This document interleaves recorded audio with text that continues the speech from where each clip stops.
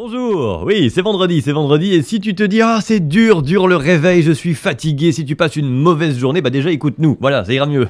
Bah oui c'est prouvé, c'est prouvé par une équipe de chercheurs de Michigan aux États-Unis. Écouter Canal FM améliore la journée.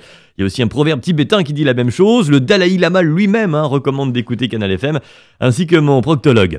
Donc voilà, de base déjà écoute-nous, tu passeras une meilleure journée, voilà, la direction m'avait demandé de faire un petit promo, j'ai choisi la discrétion.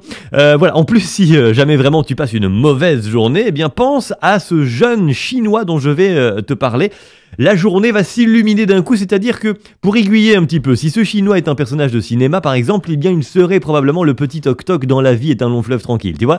Il a dû être bercé un peu trop près du mur, fini au pipi, enfin mets l'expression que tu veux, en sachant que fini au pipi est la plus adéquate, puisque ce petit chinois, pléonasme, ce jeune chinois du coup, est entré dans un ascenseur, jusque-là tout va bien, il appuie sur les boutons, les portes se ferment, l'ascenseur monte, normal. Et dans cet ascenseur, il y a une caméra de vidéosurveillance, et v'là-t-il pas que notre petit chinois...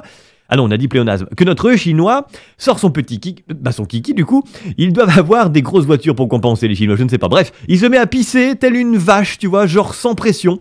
Et pourtant, il y en avait de la pression, crois-moi, j'étais à deux doigts de croire que c'était un VRP de chez Karcher.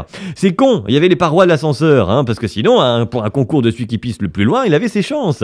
Alors il pisse de façon comme ça un peu festive, sur le panneau de bouton de l'ascenseur. Alors pourquoi? Déjà c'est la question, il nous fait une Depardieu aiguë, je ne sais pas, mais en tout cas il s'amuse. Sauf que l'ascenseur, c'est un peu comme une femme, c'est susceptible. Tu lui pisses dessus, ça se fâche, un petit peu pour rien. Ça réagit de la même façon, l'ascenseur se bloque, stupéfait, ta femme fait pareil, les portes restent fermées comme les jambes de ta femme, la lumière s'éteint, ça c'est parce que tu t'es pris une baigne et t'es dans le coma, c'est bien fait pour ta gueule. Finalement, notre petit chinois, non, on a dit pléonasme, notre chinois, c'est vrai, se retrouve comme un con, coincé dans l'ascenseur à devoir appeler les secours. Je pense que t'as le même feeling de gênance quand t'arrives aux urgences et qu'une carotte coincée dans le cucu à la question « Comment ça s'est passé ?» Tu sais pas vraiment quoi répondre. La seule réponse possible, c'est bien au début. Il n'y a pas d'autre choix. Bref, une fois de plus, le dicton se vérifie. L'arroseur finit souvent arrosé.